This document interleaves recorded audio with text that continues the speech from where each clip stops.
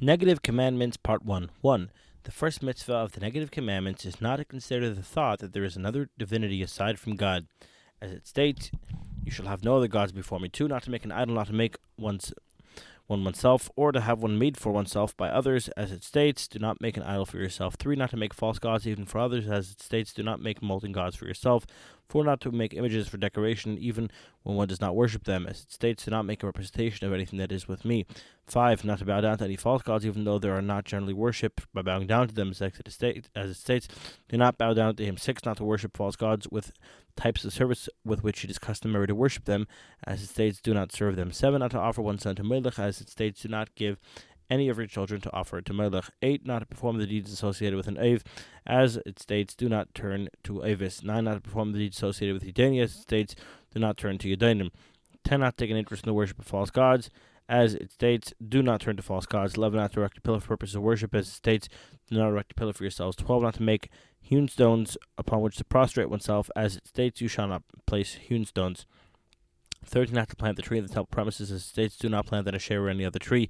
14. Not to take an oath on a false god, as requested one of his worshippers, nor to have one of them take an oath on their false god. As it states, in the name of other gods you shall not mention, nor shall it be heard from your mouth. 15. Not to act as a missionary to persuade the Jews to worship false gods. As it states, in the name of other gods shall not be heard from your mouth. The sages taught that it is a prohibition against acting as a missionary for the worship of false gods. 16. Not to act as a missionary to persuade an individual Jew to worship false gods, as it states with regard to such missionaries, and they shall not continue to do so. 17. Not to show affection for the Maces, as it states, do not show appreciation for him. 18. Not to reduce one's hatred for Maces, as it states, do not listen to him. 19. Not to try to save Maces, but rather to see that he's executed, as it states, do not have mercy upon him. 20. For the person whom Maces try to convince not to advance any argument on behalf of the Maces, as it states, do not have pity upon him. 21. For the person whom Maces try to convince not to withhold any evidence he is aware of that would incriminate the Maces, as it states, and do not try to cover up from 22. Not to benefit from ornaments that have adorned false gods, as it states, do not covet the gold or silver which is upon them. 23. Not to rebuild an apostate city to its former stature, as it states, it shall never be rebuilt. 24. Not to benefit from the property of an apostate city, as it states, let nothing that has been condemned cling to your hand. 25. Not to benefit from false gods, from any of their accessories, anything offered to them, or any wine brought as a libation for them, as it states, do not bring an abomination into your house. 26. Not to prophesy in the name of false gods, as it states, the prophet who speaks in the name of other gods shall die. 27. Not to relate false prophecies. The Deuteronomy states, when a prophet presumptuously makes a declaration in my name, which I have not commanded him. 28. Not to listen to someone who prophesies in the name of false gods, as it states, do not listen to the words of that prophet. 29. Not to refrain from executing a false prophet, or to fear him, as it states, do not fear him. 30. Not to follow the customs, the laws or customs of the worshippers of false gods, as it states, do not follow the practices of the nation that I am driving out before you. 31. Not to practice black magic, as it states, there shall not be found among you a magician. 32. Not to practice divination, as it states, do not practice divination. 33. Not to act as a soothsayer, as it states, do not act as a soothsayer. 34. Not to practice sorcery, as it states, there shall not be found among you a sorcerer. 35. Not to cast spells, as Deuteronomy states, there shall not be found among you one who casts spells. 36. Not to consult an Ave, as it states, there shall not be found among you one who consults an Ave. 37. Not to consult a Deni, as Deuteronomy states, there shall not be found among you one who consults an Ave or Deni. 38. Not to seek information from the dead in the dreams, as it states, there shall not be found among you one who attempts to communicate with the dead. 39. For a woman not to wear articles appropriate for men, as it states, a woman should not wear a man's clothing. 40. For a man not to wear articles appropriate for women, as it states, a man should not wear woman's clothing. This prohibition was instituted because this is an adulterous custom. Explicit statements to this effect are found in the text describing their worship. 41. Not to tattoo our bodies like the worshippers of false gods, as it states, do not tattoo your flesh. 40. Do not to wear shatnez as the priest of false gods, as do the priests of false gods, as it states, do not wear shatnez. 43. Not to shave the temples of our head, as do the worshippers of false gods, as it states, do not shave your temples. 44. Not to shave our beards entirely, as do the priests of false gods, as it states, do not shave the corners of your beard. 45. Not to make cuts in the flesh, as the worshippers of false gods do, as it states, do not cut yourselves. Gedida is another term for cutting. 46. Never to dwell in the land of Egypt, as it states, do not ever return to this path again. 47. Not to stray after the thoughts of one's heart and the sights of one's eyes behold, as it states, do not stray after your heart and eyes. 48. Not to establish a covenant with the 7 Canaanite nations, as it states, do not establish a covenant with them. 49. Not to allow a single member of the 7 Canaanite nations to live, as it states, do not allow a soul to live. 50. Not to show favor to the worshippers of false gods, as it states, do not show them favor.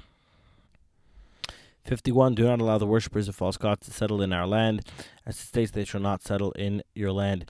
52. Not to marry Gentiles, as it states, do not marry among them. 53. For a Jewish woman never to marry an Ammonite or a Moabite, even after conversion, as it states, an Ammonite or Moabite shall never enter the congregation of God. 54. Not to prevent the third generation of converts from the descendants of Esau from marrying among the Jewish people, as it states, do not utterly despise an Edomite. 55. Not to prevent the third generation of Egyptian converts from marrying among the Jewish people, as it states, do not utterly despise an Egyptian. 56. Not to make an offer to peace to Ammon and Moab at the outbreak of war, as is done for other nations, as it states, do not seek their peace and welfare. 57. Not to destroy fruit trees, nor to destroy anything else of value, as it states, do not destroy its trees. 58. For soldiers not to fear or become frightened of the enemy during wars, it states, do not panic before them, and it states, do not fear them. 59. Not to forget the wicked deeds which Amalek perpetrated against us, as it states, do not forget. 60. The prohibition against blessing, i.e. cursing God's name, as it states, do not curse God. Mentions punishment, one who curses the name of God shall surely die. This is the general principle. A negative commandment is involved whenever the Torah mentions the punishment of curse or execution, with the exception of circumcision and the paschal sacrifice, which are positive commandments punishable by curse. 61. Not to violate an oath, as it states, do not swear falsely in my name. 62. Not to take an oath in vain, as it states, do not take the name of God your Lord in vain. 63. Not to profane the name of the Holy One, blessed be He, as it states, do not profane my holy name. 64. Not to test the promises of the Lord, as it states, do not test God your Lord. 65. Not to destroy the temple, synagogues, or houses of study, and similarly not to erase any of God's sacred names, nor to destroy any sacred text, as it states, you shall surely destroy them. Do not do this to God your Lord. 66. Not to leave a corpse that was hung on the gallows, as it states, do not leave his body on the gallows. 67. Not to interrupt the watch held around the temple, as it states, and you shall keep my watch. 68. For a priest not to enter the temple building at all times, as it states, you shall not enter the sanctuary at all times. 69. For a priest with a disqualifying physical deformity not to proceed beyond the beginning of the altar, as it states, however, to the preches he shall not approach. 70. For a priest with a disqualifying physical deformity not to serve in the temple, as it states, anyone who has a blemish may not approach to present. 71. For a priest with a disqualifying physical deformity of a temporary nature not to serve in the temple, as it states, anyone who has a blemish may not approach to offer a sacrifice. 72. For the Levites not to perform the sacrifices of the priest, and for the priest not to perform the sacrifices of the Levites, as it states with regard to the Levites, neither to the sacred vessels nor to the altar shall they approach, so that they do not die, neither they nor you. 73. For a person who is intoxicated not to enter the temple, nor to render a halachic decision, as it states, do not drink wine or strong drink when you enter the tent of testimony, as it states, when you render a decision for the children, or when you render a decision for the children of Israel. 74. For a non-priest not to serve in the temple, as it states, an unauthorized person shall not approach them. 75. For a priest was ritually impure not to serve in the temple, as it states, and they shall separate themselves from the sacred offerings of the children of Israel. 76. For a priest who has immersed himself in a mikveh in order to purify himself from ritual impurity not to serve in the temple until the conclusion of that day, as it states, and they shall not profane. 77. For a priest who is ritually impure not to enter the temple courtyard, as it states, and they shall not make your camp impure. This refers to the camp of the divine presence. 78. For a person who is impure not to enter the camp of the Levites, the parallel for all time being the Temple Mount, as it states, to not enter the camp. This refers to the camp of the Levites. 79. Not to build the altar with hewn stones, as it states, to not make them hewn.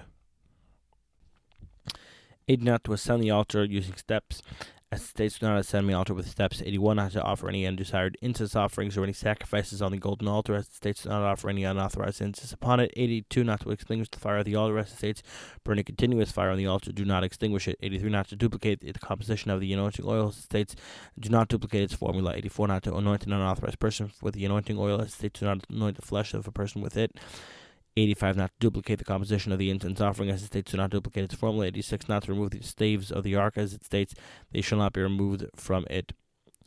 87. For the high priest's breastplate not to come loose from the ephod, as it states, the breastplate shall not come loose from the ephod. 88. For the high priest's cloak not to tear, as it states, it shall have a woven border around it, shall not tear. 89. Not to offer sacred offerings outside the temple, as it states, be careful lest you offer your burnt offerings. 90. Not to slaughter sacred offerings outside the temple, as it states, a person who slaughters an ox or a sheep without bringing it to the tent of testimony shall be punishable by curse. 91. Not to consecrate animals with disqualifying physical blemishes as sacrifices to be offered on the altar, as it states, any animal which has a blemish shall not be sacrificed. This prohibition involves the animal's consecration.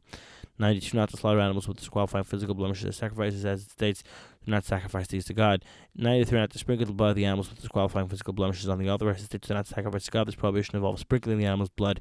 94, not to turn the sacrificial portions of animals with disqualifying physical blemishes as sacrifices on the altar. Rest states do not make a fire offering of them. 95, not to offer animals with disqualifying physical blemishes of a temporary nature as sacrifices, as it states, do not sacrifice to God your Lord an ox or a sheep that has a blemish. This refers to a blemish of a temporary nature. 96, not to offer an animal with disqualifying physical blemishes as a sacrifice when it was brought by Gentiles. As it states, do not offer sacrifices from these animals when they are given by Gentiles. 97, not to inflict disqualifying physical blemish upon a consecrated animal, as it states, it shall not have a blemish. This can be interpreted to mean do not inflict a blemish upon. 98, not to burn as an offering anything which is sweetened or leavened, as it states, you shall not burn anything leavened or sweet as a fire offering. 99, not to offer a sacrifice which is unsalted, as it states, do not omit the salt of God's covenant. 100, not to offer as a sacrifice an animal received by a prostitute as her fee, or an animal received in exchange for a dog, as it states, do not bring a prostitute's fee or the price of a dog.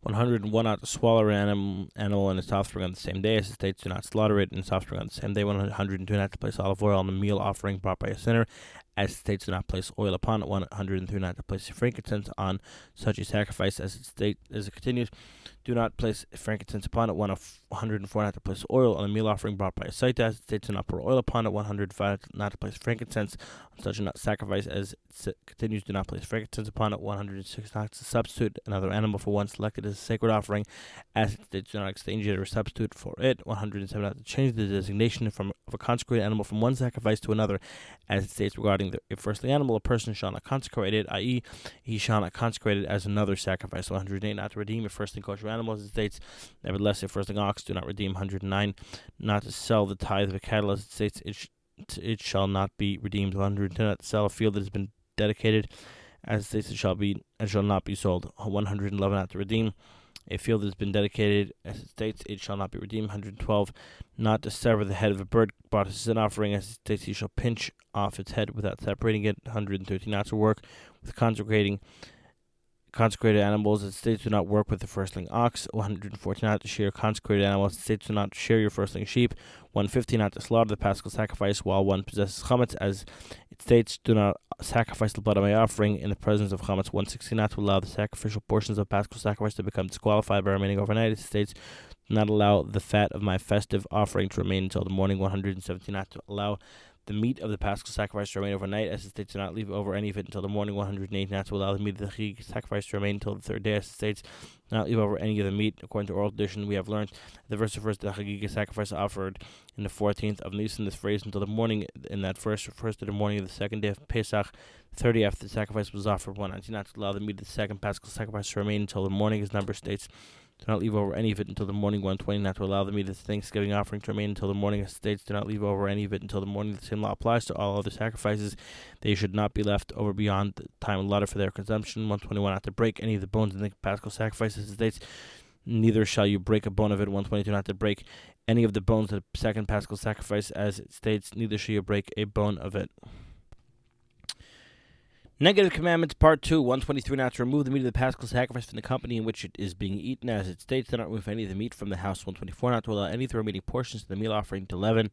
Meal offerings leaven, as it states, it shall not be baked as leaven, their portion. 125, not to eat the meat of the paschal sacrifice raw or boiled in water, as it states, do not eat from it raw or boiled in water. 126, not to feed the meat of the paschal sacrifice to a resident alien, as it states, no temporary resident or hired worker may eat from it. 127, not to feed the meat of the paschal sacrifice to an uncircumcised male, as it states, no uncircumcised person may eat of it. 128, not to feed the meat of the paschal sacrifice to an apostate Jew, as it states, no outsider may eat from it. This refers to a Jew who has become assimilated among the Gentiles and serves false gods. As they do, he must not partake of the paschal sacrifice. 129, for a person who became ritually impure, not to partake of the consecrated foods, as it states, and a soul partakes of the meat of the peace sacrifice while he is impure. 130, not to partake of the consecrated foods that have contracted ritual impurity, as it states, meat that has touched any impurity shall not be eaten. 131, not to eat sacrificial meat that has remained past the limits allotted for its consumption, as it states, one who eats it shall bear his guilt, his soul will be punished by Karis. 132, not to eat pigul, as it states, it will not be accepted for him. Instead, it will be considered as pigul. Any person who eats it will bear his guilt. This sin is punishable by Karas. 133, for an unauthorized person not to partake of the truma, it states no unauthorized person shall eat it.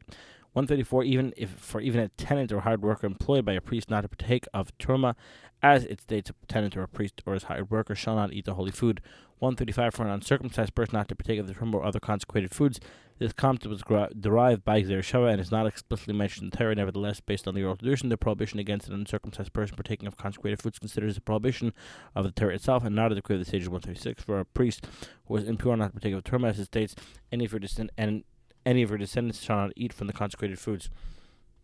137, for a chalala, not to partake of consecrated foods, neither truma nor the breast and the shank bone given to the priest, as it states, when a priest's daughter marries an unauthorized person, she shall not eat from the sacred elevated gifts. 138, for a meal offering brought by a priest not to be eaten, as it states, any meal offering brought by a priest shall not be consumed entirely by fire.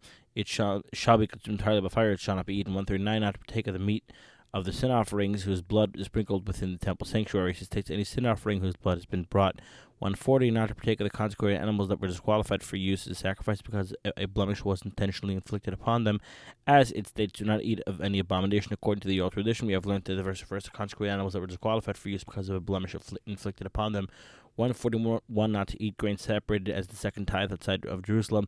As it states, you may not eat within your gates the tithe from your grain. 142, not to consume wine separated as the second tithe outside Jerusalem, as it continues.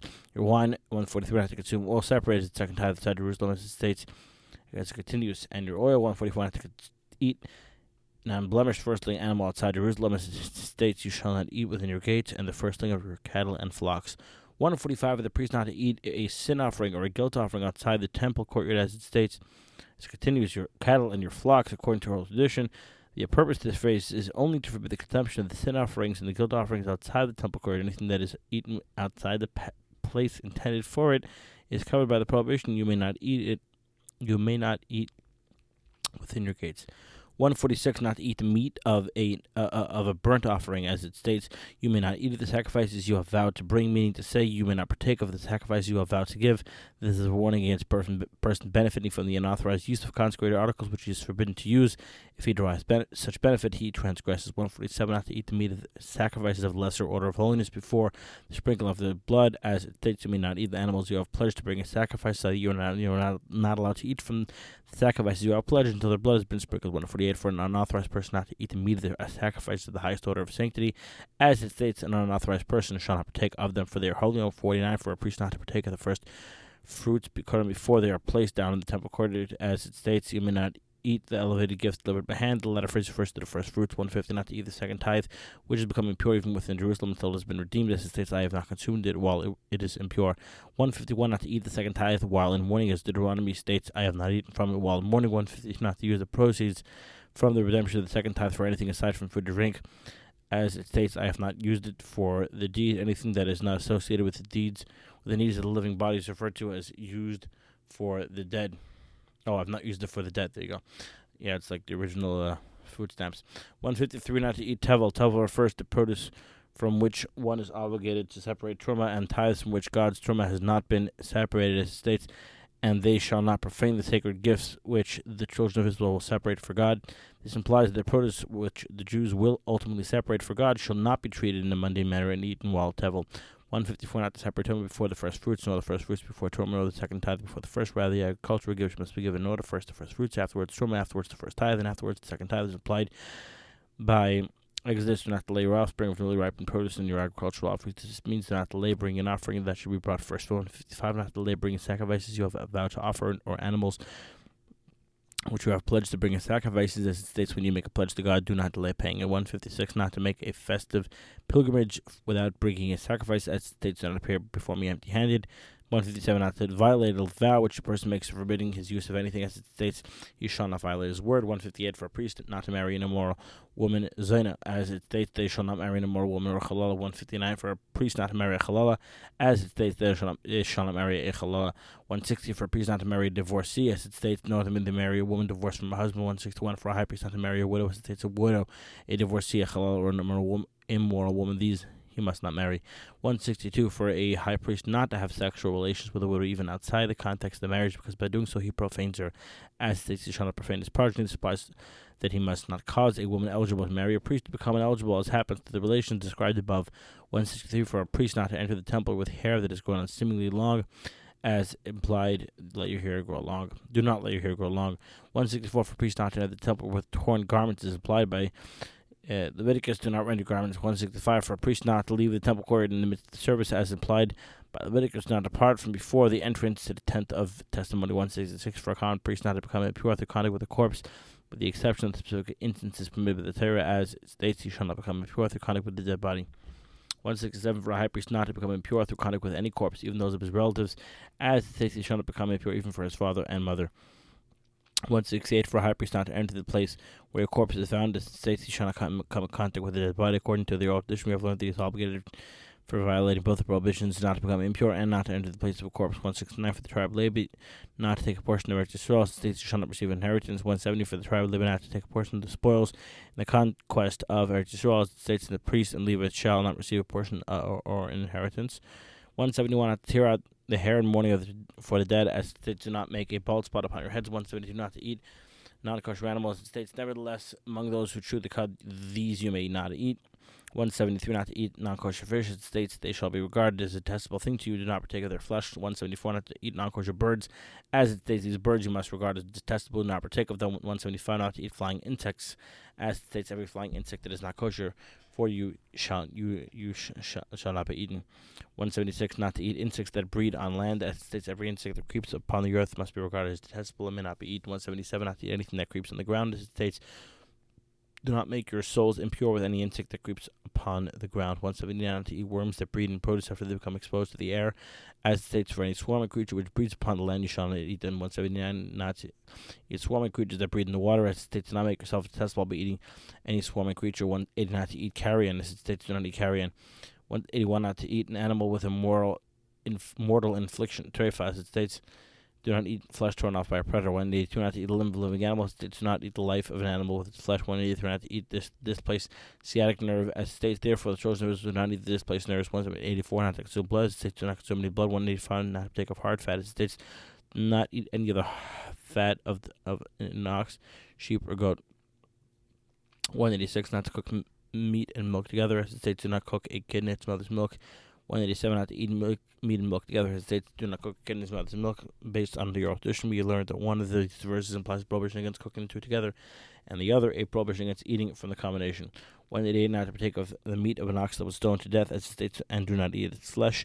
189, not to eat bread made from the newly grown produce before Pesach, as it states, and until that day you may not eat bread. 190, not to eat roasted grain for the newly grown produce before Pesach, as Leviticus continues, until that day you may not eat roasted grain. 191, not to eat a fresh grain from newly grown produce before Pesach, as Leviticus continues, until the day you may not eat fresh grain. 192, not to eat early for 3 years, as it states, for 3 years you must regard its fruit as forbidden growth, it may not be eaten. 193, not to eat mixed species planted in a vineyard, as it states, lest the yield of the crop you planted in the fruits of the vineyard shall become forfeit. This is the first of the prohibition against eating such produce. 194, not to drink wine used for idolatrous libations, as it states, who ate the fat of their sacrifices drink the wine of their libations. 195, not to eat or drink like a glutton and a drunkard, as it states, this is son of ours is a glutton and a drunkard. 196, not to eat in the day of the fast of Yom Kippur, as it states, for any person who does not afflict himself on that day. 197, not to partake of chametz on Pesach, as it states, not to eat chametz. 198, not to eat a mixture of chametz, as it states, not to eat any leavened matter. 199, not to eat chametz after noontime on the 14th of Nisan, as Deuteronomy states, not to eat chametz with 200, not to have chametz seen in one's possession during Pesach, as it states, no chametz in Moab may be seen in your territories. 201, not to have chametz found in one's possession during Pesach, as it states, no chametz may be found in your homes. 202, for a Nazarite not to drink wine or partake of anything which wine was mixed, and as the taste of wine, it states, he shall not drink any grape beverages. Prohibition applies even if the wine or other beverage with which the wine was mixed has become sour. As the above verse states, he may not drink vinegar from wine or wine brandy. 203, for a Nazarite not to eat fresh grapes, as it states, he shall not eat fresh grapes. 204, for a Nazarite not to eat raisins, as it states, he shall not eat dried grapes. 205, for a Nazarite not to eat grape seeds, as it states, he shall not eat anything from wine grapes from its seeds. For 206 for an Nazarene not to eat grape peels. As it numbers continues, he shall not eat anything from wine grapes to its peels. 207 for an Nazarene not to become impure through contact with a dead body, as it states he shall not become impure even for his father, his mother. 208 for an Nazarene not to enter below any roof concerning which a corpse is found, and states he shall not come in contact with any dead body. 209 for an Nazarene not to shave his razor shall not pass upon his head.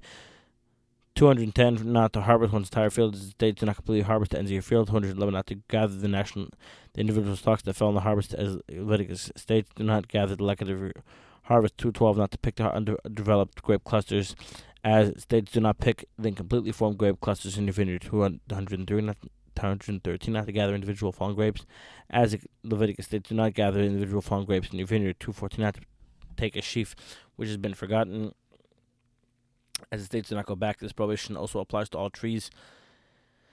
The states do not carefully reharvest it. 215 not to sow mixed species of seeds together. As the states do not sow different species of seeds in your field. 216 not to sow grain or vegetables in a vineyard. As it states, do not plant different species in your vineyard. 217 not to crossbreed different species of animals. As it states, do not crossbreed your livestock with other species. 218 not to work with two different species of animals together. As it states, do not plow an ox and donkey together. 219 not to muzzle an ox while it's working with the produce from which it would eat and derive benefit. As it states, do not muzzle an ox while it's trading grain. 220 not to cultivate the land in the seventh year. As it states, do not sow your field. 221 not to cultivate trees in the seventh year. As Leviticus continues, do not prune your vineyard. 222 not to reap crops that grow on their own in the seventh year in the same manner as in ordinary. As the states do not reap the harvest of your field, crops of your harvest that grow on their land. 223 not to reap fruit that grows on trees in the seventh year in the same manner as in ordinary year. As it continues, and do not gather the grapes from your vines from which you must obtain. 224 not do agricultural work, whether with land or trees, in the Jubilee year. As the states do not sow. 225 not to reap crops that grow on their own in the Jubilee year in the same manner as in an ordinary year. As states do not harvest crops which grow on their own. 226 not to reap the fruits of the Jubilee year in the same manner as an ordinary year. As Leviticus continues, and do not gather the grapes of your vine from which you must abstain. 227 not to sell field energy sold in perpetuity. As the states do not make a permanent sale in the land. 228 not to change the purpose of the open areas and fields granted to the Levites. As it states, the fields of the open areas surrounding the cities, their cities should not be sold according to this. To the oral edition, we have learned that this verse is a prohibition against changing the purposes for which these lands are used. 229 not to forsake the Levites, as it states, be very careful not to abandon the Levite, rather we must give them the portions they are due and rejoice with them on each of their festivals. 230 not to demand the payment of a loan after the seventh year has passed, as it states, do not demand payment from your fellow man. 231 not to withhold lending money, not to withhold lending money to a poor person because of the advent of the Shemitah year. As it states, be careful lest an idea occur to you. This is an accepted general principle. Whenever the Torah uses the principle, be careful lest a negative commandment is involved. 232 not to withhold lending money to a poor person or providing him with his needs, as Deuteronomy states, do not harden your heart. Thus, a person who gives charity fulfills a positive commandment, while one who spurns the opportunity not to give not only fails to perform a positive commandment, but also transgresses a negative commandment. 233 not to send away a Hebrew servant empty-handed when he goes free, as it states, do not send him away empty-handed. 234 not to demand payment of a debt from a poor person when one knows that he is impoverished, nor to cause him grief, as it states, do not behave like a creditor towards him. 235 not to lend at interest to a Jew, as it states, do not lend him your money at interest. 236 not to borrow with interest, as is inferred from Deuteronomy, which states, do not take an interest in your brother. According to the oral tradition, this verse is interpreted as a prohibition forbidding a borrower from paying interest to a lender. 237 not to intermediate between a borrower and a lender whose interest is involved because nor to act as a guarantor or a witness such loan, nor to draw up a contract for it, as it states, do not charge him interest. 238 not to delay payment of a worker, as it states, do not hold back your worker's wages overnight. 239 not to take security from a debtor by force, as it states, do not enter his home and take a security. 240 not to withhold the return of security to its owners when he needs it, as it states, do not lie down to sleep with your security, i.e., do not lie down while holding its security. Instead, return to him at night when he needs it at night. 241 not to take security from a widow, as it states, do not take a widow's garment as security. 242 not to take utensils used in preparation of food, as it states, do not take either the upper or lower millstones as pledged. 243 not to kidnap a Jewish person, as it states, do not steal. This refers to kidnapping. 244 not to steal, as it states, do not steal. This refers to stealing money. Negative Commandments, Part 3, 245, not to rob, as it states, do not rob. 246, not to alter land boundaries, as it states, do not remove your neighbor's landmark. 247, not to wrong a colleague by withholding his due, as it states, do not wrong your neighbor. 248, not to deny a just claim, as it states, do not deny your neighbor's claim. 249, not to swear falsely, denying a monetary obligation to a colleague, as it states, do not swear falsely, i.e. do not swear falsely about money owed to a colleague. 250, not to cheat in business, as it states, one man should not cheat his brother. 251, not to hurt someone with words, as it states, and one man shall not wrong another's prohibition refers to hurting someone with words. 252, not to hurt a convert with words, as it states, and do not wrong a convert. 253, not to cheat a convert to business, this Exodus continues, nor oppress him. 254, not to return a slave who fled to his master, who lives in the diaspora, as Deuteronomy states, do not deliver a servant to his master. 255, not to wrong such a servant, as states, he shall not dwell in your midst, in the place where he selects, as he shall dwell in your midst, in the place which he selects, as he sees fit. Do not wrong him. 256, not to oppress any widow or orphan, as it states, do not oppress any widow or orphan. 257, not to have a Hebrew servant perform servile tasks, as it states, do not work him like a slave. 258, not to sell a Hebrew servant as slaves are sold, as it states, do not sell him as the slaves are sold. 259, not to make a Hebrew servant perform rigorous work, as it states, do not rule over him with rigor. 260, not to allow a Gentile to purchase a Hebrew servant to make him work rigorously, as it states, he shall not rule over him with rigor. 261, not to sell a Hebrew maid servant to another person, as it states, he shall have no power to sell her. 262, not to withhold from a Hebrew maid servant who has been designated as a bride living expenses, clothing, or conjugal rights, as it states, he may not diminish her living expenses, clothing, or conjugal rights. The above applies also to other wives. 263, not to sell Yephastara as a maid servant, as it states, do not sell her. 264, not to force Yephastara to serve as a maid servant, as Deuteronomy continues, do not rule over her. 265, not to covet, as it states, do not be envious of your neighbor's wife. 266, not to desire, as it states, do not desire your neighbor's house. 267, for a worker who is harvesting crops, not to eat from the unpicked produce before he finishes work, as it states, do not lift a sickle. 268, for a worker not to take more than what he eats from the produce he harvests, as it states, do not put any into your receptacles. 269, not to ignore a lost object, as it states, you may not ignore it. 270, not to leave an animal fallen under its load on the road, as it states, you may not watch your neighbor's donkey. 271, not to falsify a measurement, as it states, do not act deceitfully in judgment. According to the oral tradition, we have learned that this verse prohibits acting deceitfully regarding measures. 272, not to possess two sets of weights and measures, as Deuteronomy states, you may not have it in your home. 273, not to act deceitfully in judgment, as Leviticus states, do not pervert justice. 274, not to accept bribes, as Exodus states, do not take a bribe. 275, not to honor a man's stature in judgment, as Leviticus states, do not show respect to a great man. 276, for a judge not to fear rendering a just judgment because of the wicked man, as Deuteronomy states, do not fear anyone. 277, not to have mercy on a poor person in judgment, as Exodus states, and do not favor a poor man in his cause. 278, not to prefer judgment against the sinner, as implied by Exodus, which states, do not prefer the judgment of a poor person. This refers to someone who is poor with regard to the observance of the mitzvahs. Well, very foolish. 279, not to have a pity on a person who has caused damages in judgments concerning fines, as Deuteronomy states, let your eye not pity. 280, not to prefer the justice due converts or orphans, as Deuteronomy states, do not prefer the judgment of an convert or an orphan. 281, not to listen to one litigant in the absence of the other, as Exodus states, do not hear a false report. 282, not to render a conviction in a capital case when there is only a majority of one, as Exodus states, do not follow the majority to do evil. 283, for a person who argued in favor of acquittal in a capital case, not to argue for a conviction, as Exodus states, do not speak up in a trial to influence. 284, not to appoint as judge a man who is unlearned in the Torah, even if he is learned in other disciplines, as Deuteronomy states, do not show favoritism regarding judgment.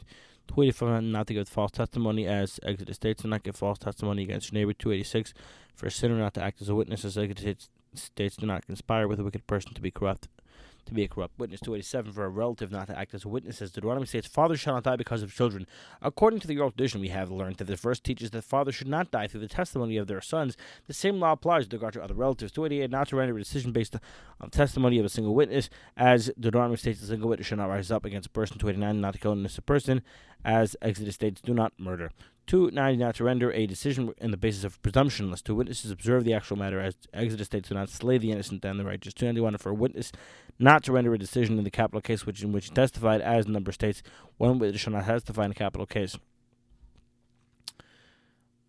292, not to execute a person liable for execution before he stands trial. As the number states, the murderer shall not die until he stands before the congregation. 293, not to have pity on a pursuer. Rather, he should be killed before he kills or rapes the person he is pursuing. As Deuteronomy states, and you shall cut off her hand, show no pity.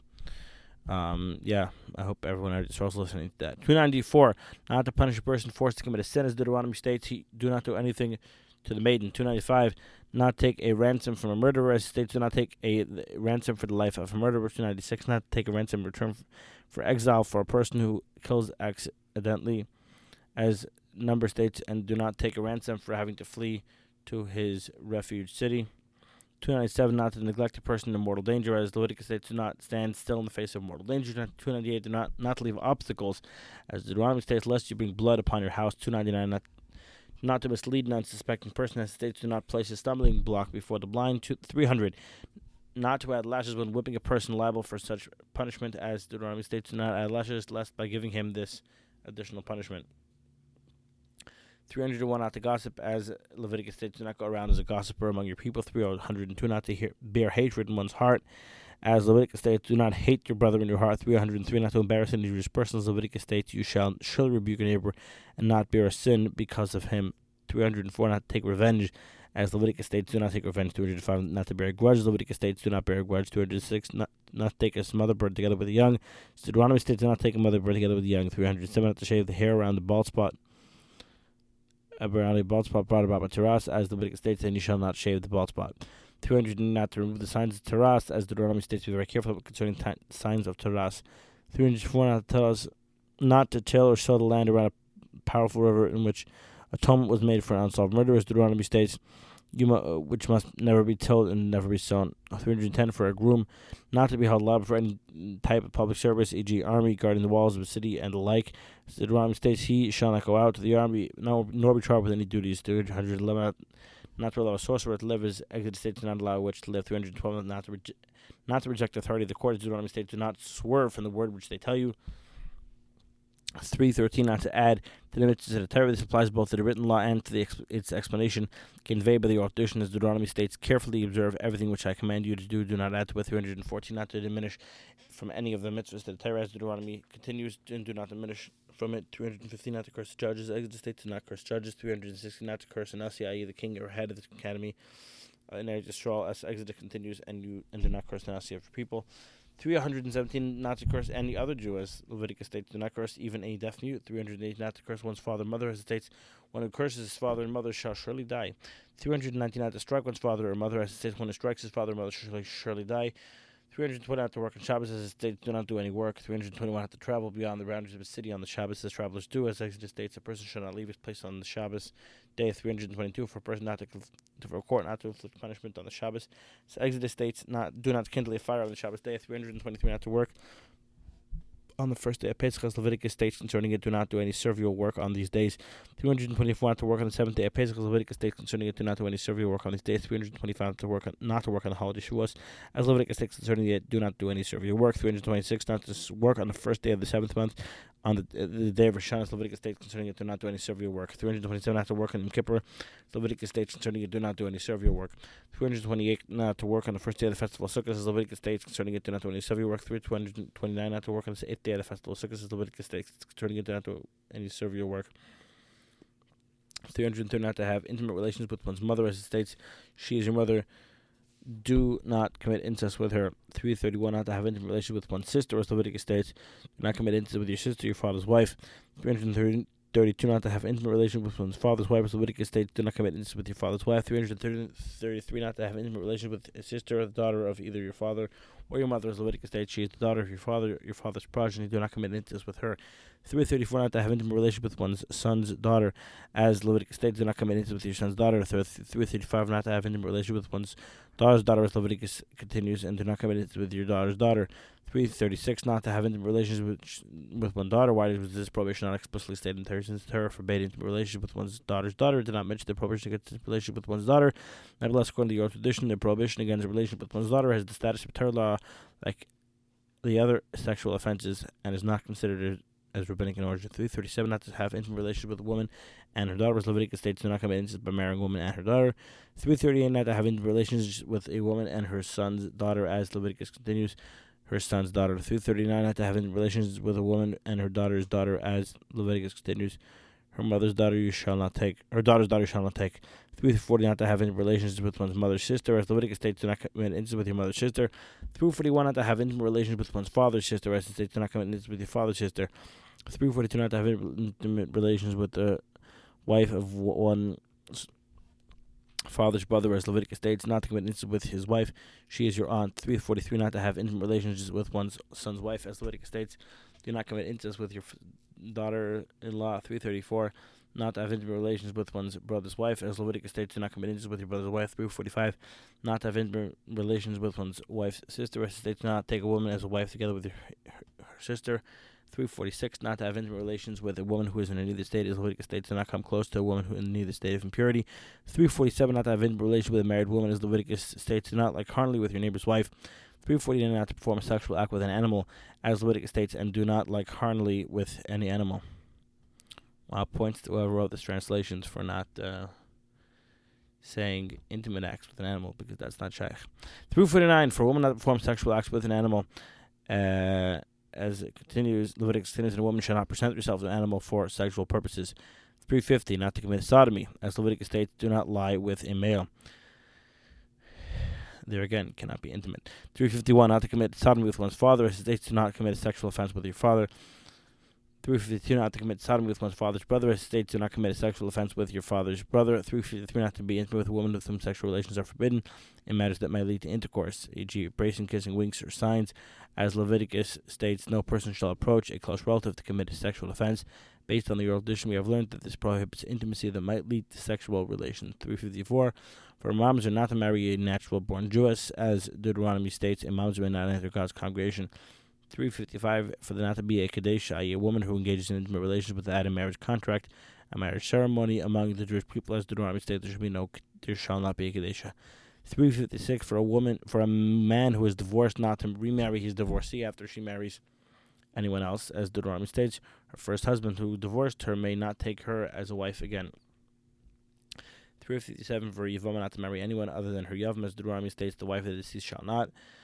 358, for a rapist not to divorce the woman he raped, as Deuteronomy states, he may not send her away for his entire life. 359, for a person who defamed his wife's character not to divorce her, as Deuteronomy states, he may not send her away for his entire life. 360, for a man incapable of procreation not to marry a natural-born Jewess, as Deuteronomy states, a man with crushed testicles may not enter God's congregation.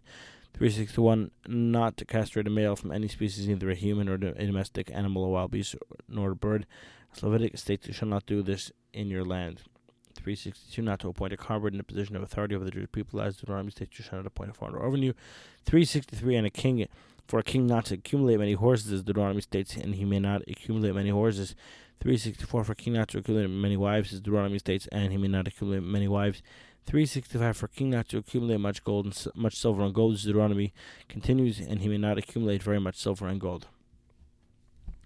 These 613 mitzvahs were given to Moses on Mount Sinai together with their general principles, particular points, and details. These general principles, particular points, and details represent the oral law which each court received from the previous court. There are also other commandments that were instituted after the giving of the Torah. They were established by the prophets and sages and disseminated throughout Israel.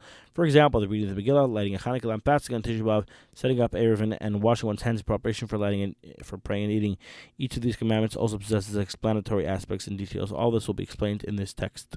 We are obligated to accept and observe all these commandments which the rabbis instituted as implied by Deuteronomy. Do not deviate from the instructions that they will give you left or right. They are not considered to be additions to the commandments of the Torah. If so, what was the intention of Torah's warning? Deuteronomy, do not add to it and do not detract from it. That a prophet is not permitted to introduce a new measure and say, at the Holy and Blessed be, he commanded this mitzvah to us and that it should be added to the Torah's mitzvahs. Or say that he commanded that we eliminate one of the 613 mitzvahs mentioned above. However, if a court, together with the prophet of that age, adds a commandment in or as an ordinance, a lesson, or as a decree that is not considered as an addition, he is not saying that the Holy and Blessed he commanded us to make an error for reading the Megillah at its appointed time. Were he to say so, he would be adding to the Torah. Instead, we are saying that the prophets and the courts ordained and commanded that the Megillah be read at its appointed time in order to recall the praise of the Holy and Blessed be He, the salvation he wrought for us in his response to our cries, so that we will bless him, extol him, and inform the future generations of the truth of the Torah's promise Deuteronomy, what nation is so great that it has God close to it? Similar principles apply with regard to all other rabbinic commandments, be they positive commandments or negative commandments.